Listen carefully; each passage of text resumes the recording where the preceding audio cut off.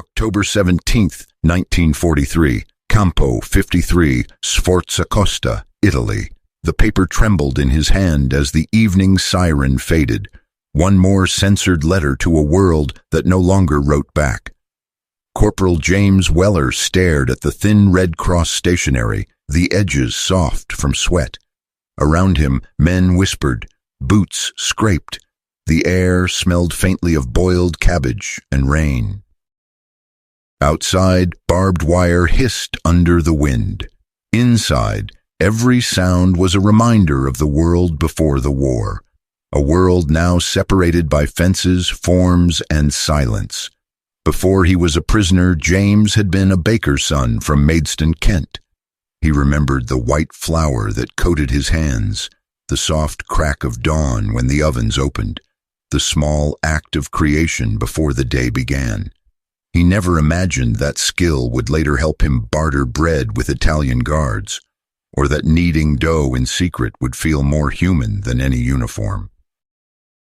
In another country, 2 years earlier, Carlo Vismara woke to bells in Lombardy, the scent of wet hay and diesel from passing trucks. He was 21 when conscription arrived. His mother kissed the medal of St. Anthony and pinned it to his undershirt. "For luck," she said, though they both knew there was no such thing anymore. He left behind a sketchbook filled with arches, saints, and barns, drawings he believed would someday help him build homes after the war. In 1941, their worlds moved closer, though neither would know it until years later. James fought with the 8th Army at Tobruk, watching men vanish under sandstorms and shell fire. He was captured during the German push across the Libyan desert, his unit cut off. Carlo fought for Mussolini's army near El Alamein, where the sun burned white and the ground shook from British artillery. Both were young, afraid, and following orders written in languages they barely understood. When capture came, it wasn't heroic. James remembered the sound. Boots crunching gravel, a shouted order in German, then quiet. The thirst was worse than fear. Carlo's surrender was quieter still. He raised his hands as a British soldier, younger than himself, pointed a rifle with trembling fingers. Both men became numbers stamped on tags and lists, POW 741 and Prigioniero di Guerra 3116. At night, in their respective camps, they wrote letters, always the same. "I am well. We have food. Do not worry." But the truth lay in what was unsaid, the hunger, the loneliness, the faint hope that someone might still remember their handwriting. In Geneva, clerks of the International Committee of the Red Cross sorted hundreds of thousands of envelopes. Each letter passed through censoring desks, some marked approved, others held for review. Through this system of bureaucracy and mercy, a single name repeated, Padre Giuliano Rossi, a parish priest in Messina, Sicily, known for writing to both sides, comforting mothers and widows alike. In late 1942, a letter from James was accidentally placed in a parcel destined for an Italian POW camp in Egypt. It contained a single phrase that slipped past censorship. "Sometimes I dream of the sea and wonder if it's the same on your side." Months later, Carlo received it. The paper was thin, the handwriting foreign, the words strangely familiar. He didn't understand all of it, but he felt its tone, the exhaustion, the need to speak to someone who might understand the silence of captivity. He replied through Padre Rossi, never knowing the name of the man who had written first. And so, without meeting, they began a conversation across barbed wire, continents, and uniforms. The war had stripped them of nations, but in the language of prisoners, they had found something almost human again, the act of listening. Outside the camp, autumn turned the fields gray. Guards smoked beneath the guard towers. The sky hung low and empty. Inside, a letter crossed an invisible border, beginning a story that neither side would ever claim as victory. The siren that marked sunrise at Campo 53 was not loud, just a long metallic groan that echoed through fog. James Weller woke before it, as he always did, listening to the sound of boots striking gravel beyond the fence. The air smelled of iron and wet straw. Morning roll call began before the light was fully formed, a procession of names shouted in English and mispronounced by Italian guards. Each name was a fragment of a world that no longer existed. Brighton, Manchester, Liverpool, places that felt imaginary now. He lined up, collar high against the cold, his breath visible in the damp air. Around him, men muttered, some joking about breakfast, others silent. They had learned that humor was the only rebellion left. When the guard's pencil paused on a missing name, everyone felt the air stiffen. Absence had weight here. Beyond the wire, the Italian countryside stretched into mist, quiet, deceptively peaceful. The camp dogs barked once, then went silent. Somewhere far off, a church bell rang. James carried a small folded scrap inside his boot, a reply from Padre Rossi.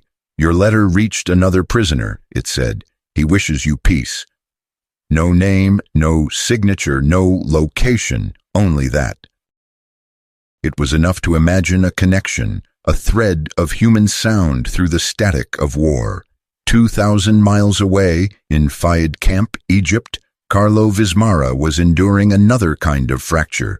The desert was all glare and wind, a pale wasteland that stripped color from everything. His tent smelled of kerosene and sweat. Days were measured by chores, digging latrines, hauling water, mending torn canvas. Nights were for waiting, for food, for mail, for the sun to return. He had written his response carefully in halting English, learned from guards and camp leaflets. "To the one who dreams of the sea, I have not seen it since Sicily. Perhaps it is the same water that waits for both of us." He didn't know if it would reach anyone. He didn't even know the man's name.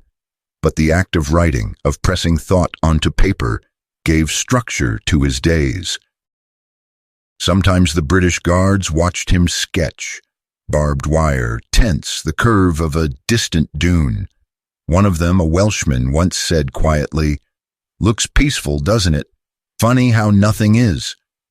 Carlo nodded, though he didn't understand all the words. He didn't have to. The tone was universal. Both camps lived on rumor, that the war was ending, that exchanges were planned, that Red Cross convoys would soon bring better rations. But time in captivity was elastic. A week could stretch into eternity. A year could vanish overnight. James found solace in work, fixing broken shutters, repairing boots, writing lists for the quartermaster. His hands remembered peace, even if his mind couldn't. Each evening he wrote short notes he would never send. "The air smells like rain," he once wrote. "Sometimes I think of home and forget which way the wind blows." The guards rarely read the words. They only counted them, stamping each envelope before it disappeared into the uncertain network of wartime mail. Somewhere those words joined a flood of ink and paper, moving through Geneva, through train stations, through bombed post offices, and sometimes, impossibly, one found its way across. The fracture wasn't the war itself. It was the realization that the world still moved outside the fences. Seasons changed. Birds returned. Farmers tilled the soil beyond the wire as though the men inside were invisible. Life continued in ignorance, and that, somehow, was worse than cruelty. James pressed his forehead against the cold wire one morning and watched fog melt into the fields. "There are people out there," he whispered to no one. "They're walking to church, they're buying bread." He didn't say the rest, and I may never again. The fracture between what was real and what was remembered grew wider with every passing day. But through that widening silence, a letter kept traveling, unseen, uncertain, from one prisoner to another. The days at Campo 53 fell into rhythm, not life, not death, but something in between. Morning call, bread ration, work detail, inspection. The body learned to move without thinking. The mind learned to wait without hope. In that waiting, James Weller discovered the strange order of captivity, how men shaved with dull razors out of habit, how they polished boots no officer would ever see, how a scrap of newspaper could become the world's only mirror. The barracks smelled of damp wool and tobacco. Someone always coughed. Someone always told the same joke. In the far corner, a violin made from scraps of packing crate produced notes thin as smoke, but they reminded everyone of something human. At night, rain crept through the roof in thin silver lines. James learned which boards leaked, which didn't. He slept curled against the wall, writing letters in his head to people who might have already stopped waiting for him. When he wasn't repairing camp fences or hauling crates, James helped in the kitchen. The guards called him Il Panettiere Inglese, the English baker. He mixed powdered flour with too much water, baked loaves that never browned, and hid his own despair in the act of kneading. Each loaf was a small victory against hunger, against the slow erasure of the self. In Fayid camp across the desert, Carlo Vismara lived another version of the same rhythm. The heat there was merciless. Dust found its way into every crease of clothing, every letter, every breath. The sky was a bleached, endless dome. Each morning, men lined up for roll call, squinting under a sun that seemed to mock them. The food was better than in Italy. Tinned meat, bread, tea, but the monotony carved into the spirit more deeply than hunger. Carlo drew to remember that he was alive. He sketched his tent, the faces of guards, the curve of dunes, the ghosts of mountains he would never climb again. The Welsh guard, the one who'd once spoken kindly, sometimes brought him extra charcoal. They rarely spoke, but sometimes shared silence like comrades. Mail came irregularly. When it did, it was ceremony. The men gathered in rows while an officer read names aloud. A few lucky ones stepped forward. The rest stood frozen, pretending not to care. Letters were unfolded and read again and again until the paper wore thin. Most contained the same words: "We are well. Pray you are safe." But one day, a letter came addressed to Carlo through Padre Rossi, the priest in Messina. It contained a single English line: "I am alive. The fences hum when the wind blows. I think you hear the same wind." He read it aloud in his tent, slowly shaping each word. The men laughed, not unkindly, calling it La Poesia del Prigioniero. But Carlo smiled. In that moment, he wasn't in the desert. He was in another camp, another silence, linked to another prisoner who also refused to vanish.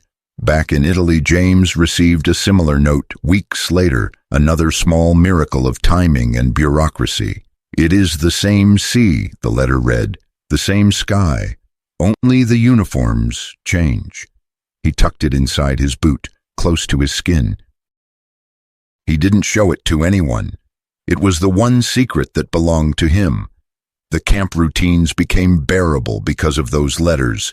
When rations ran short, when guards shouted, when men disappeared on transport lists, James would touch the folded paper and remember that somewhere, perhaps thousands of miles away, another prisoner was doing the same. In February 1943, snow came to Sforza Costa. Men scraped frost from the inside of windows, using their breath to melt tiny circles of light. Someone boiled water to wash socks and laughed at the steam, as if it were proof that warmth still existed. The camp commandant, worn and irritable, announced that letters would be delayed indefinitely due to security. The men went silent. For prisoners, silence was worse than punishment. James waited anyway. He watched the Red Cross truck arrive, counted the crates, listened for his number. None came. He wrote again, "To the one who draws the desert, today I saw snow fall through wire. I hope it melts where you are." He never knew if that one would make it through.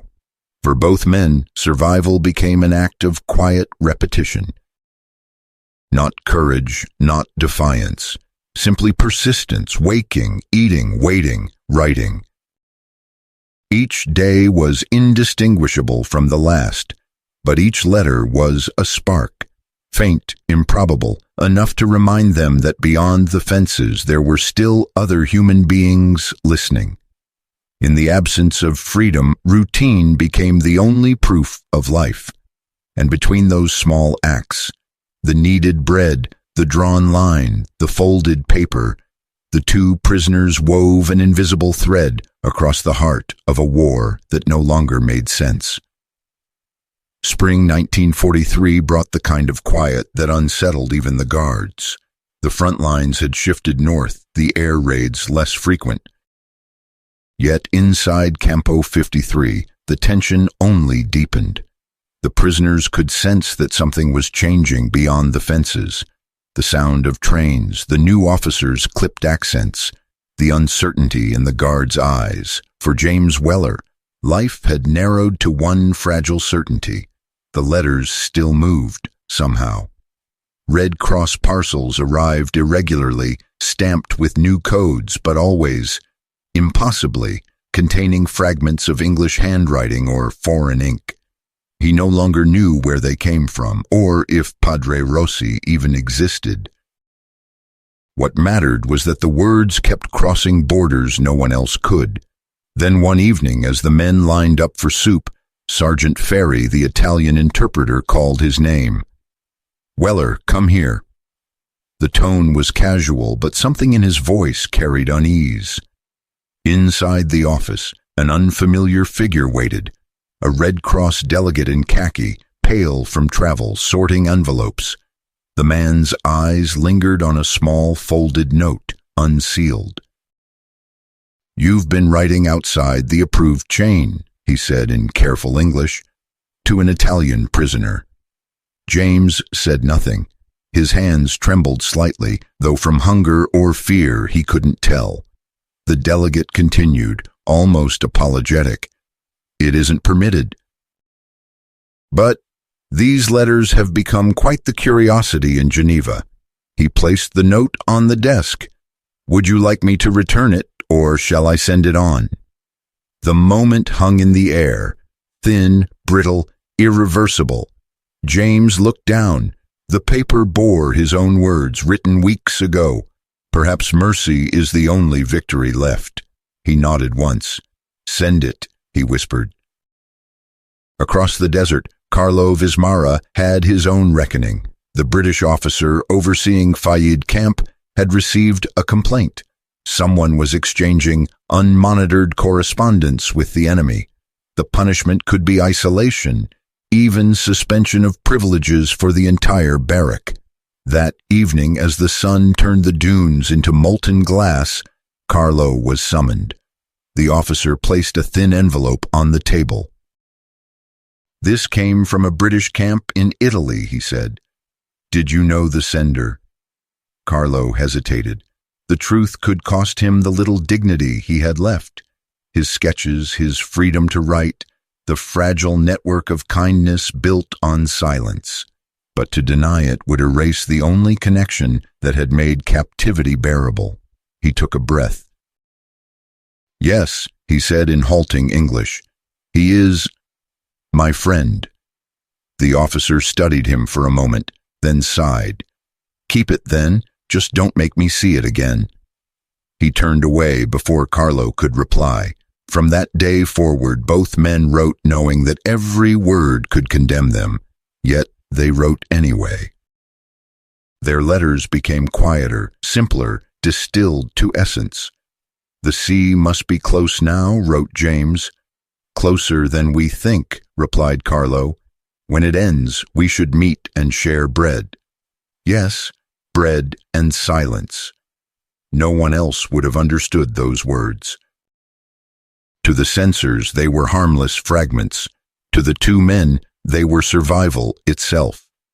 One morning, a parcel arrived at Campo 53 bearing an unfamiliar seal. Inside, beneath tins of sardines and soap, was a folded drawing, a sketch of two hands, palms open, resting across barbed wire. It was unsigned. James stared at it for a long time, tracing the pencil lines with a finger. He hid it between the boards of his bunk, where only the cold wind could see. That night, rain swept across the camp. Somewhere, a guard sang an old folk tune, his voice carried by wind through the wires. The men listened without speaking. For a few moments, the song sounded almost like prayer. Weeks later, the same Red Cross delegate passed through again. He found James in the yard, repairing a crate. "You should know," the man said quietly. "The Italian, he's alive. His camp's been moved inland. They say he still draws." James smiled faintly, a gesture so small it almost vanished. "Then tell him," he said, "that the fences hum again." The delegate nodded, uncertain whether he would, but he remembered the tone, not defiant, not sentimental, only human. In a world ruled by orders, ranks, and censored words, two prisoners had done the unthinkable. They had chosen empathy over obedience. They had found a way to make compassion an act of defiance. And somewhere between Geneva, Egypt, and Italy, two envelopes continued to move through channels no one could fully trace, carrying across the machinery of war the simplest message imaginable: "I still hear you." The summer of 1943 arrived with thunder. The ground in Sforza Costa trembled as the Allies bombed rail lines across Italy. From inside Campo 53, James Weller could see smoke columns in the distance curling like bruises into the sky. The guards no longer sang. Orders came more often, shorter, harsher. The food grew thin. The rumor Italy was close to surrender moved through the camp like static, half hope, half terror. By early September, the radio in the commandant's office blared the news. Italy had signed an armistice. Some prisoners wept, others laughed, but the guards looked stricken, unsure whose war they were still fighting. That night, gunfire echoed from the hills. The Germans were coming. The next morning, chaos. Trucks roared through the gates, German soldiers barking orders in clipped, unfamiliar voices. Guards fled. Prisoners were ordered to pack, to move, to wait. Nobody understood what was happening. Some men bolted for the countryside. Others froze, afraid of being shot. James stood by the barracks, clutching his tin box. Inside it, the folded sketch of two hands across wire, his only letter left. He saw Sergeant Ferry running, his uniform torn. "Go, Weller!" Ferry shouted. "The Germans will take the camp. You must hide." But James hesitated. The Red Cross truck was still parked near the gate, half loaded, its papers scattered. Somewhere inside it, he knew, were the letters, the chain that bound two invisible lives. He couldn't leave them to be burned or lost. While men fled through the broken fence, James ran the other way. He tore open the truck's back door and saw crates stamped Mail, POW Transit.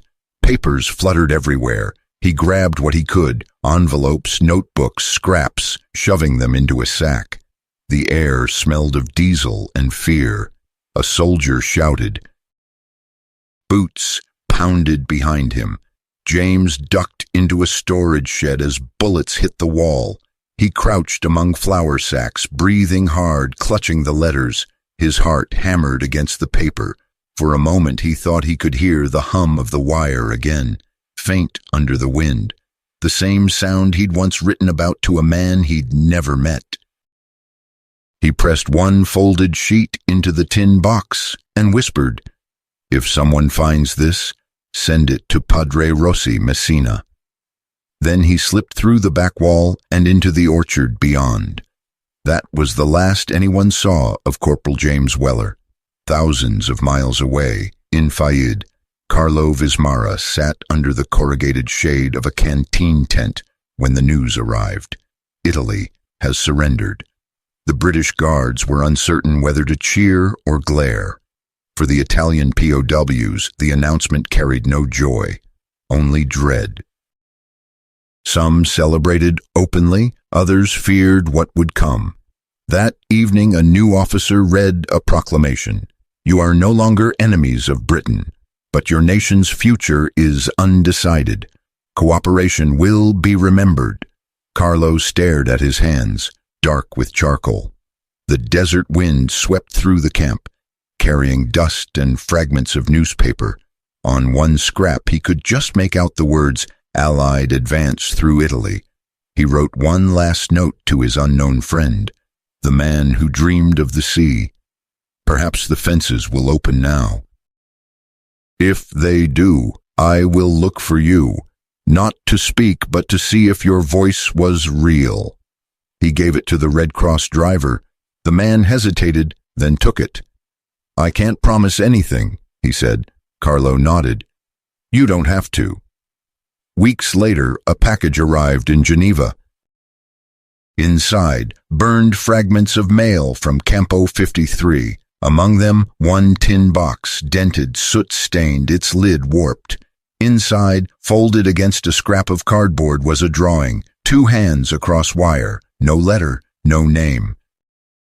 Archivists logged it under unknown POW correspondence, Italy, 1943.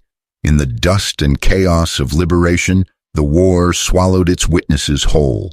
Camps vanished, lists burned, stories broke apart. Yet somewhere across those broken lines, between smoke, sand, and silence, 2 men had already reached their breaking point. And what remained wasn't defeat or escape, but a single shared truth that the war could not censor. That to reach across a fence, even once, was to reclaim a piece of the world that war tried to erase. The war ended slowly, not with fireworks or flags, but with silence. For the prisoners, liberation came like a rumor that took weeks to believe. In the spring of 1945, Allied convoys rolled into Italy, through fields still littered with broken helmets and half-buried boots. The camps were emptied in confusion, lists mismatched, names misspelled, identities exchanged like rations. At Campo 53, the gates hung open, the guard towers abandoned.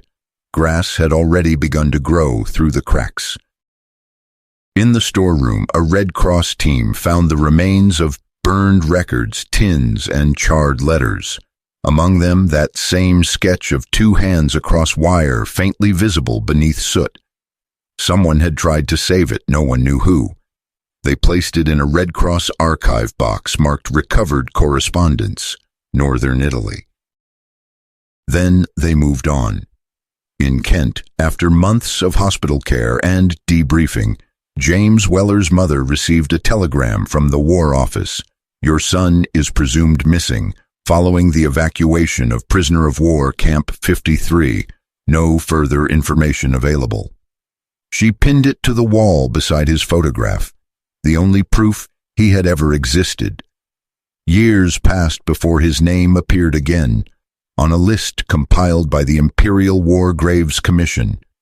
Believed deceased, 1943, Central Italy. His body was never found. In Lombardy, Carlo Vismara came home to ruins. The war had ended, but the peace felt foreign. The church roof was gone, the bells silent. Padre Rossi, the priest who had once forwarded so many letters, had died during a bombing raid in Messina.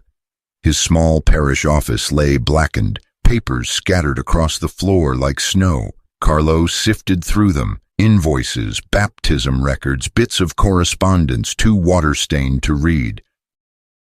But one corner of an envelope caught his eye. Faint handwriting, English, blurred by ash. Only 2 words were legible. The sea. He folded it carefully and placed it in his pocket. In Geneva, Red Cross clerks continued sorting mail long after the war. The pile marked undelivered, return unknown grew taller each day. They didn't read the words anymore.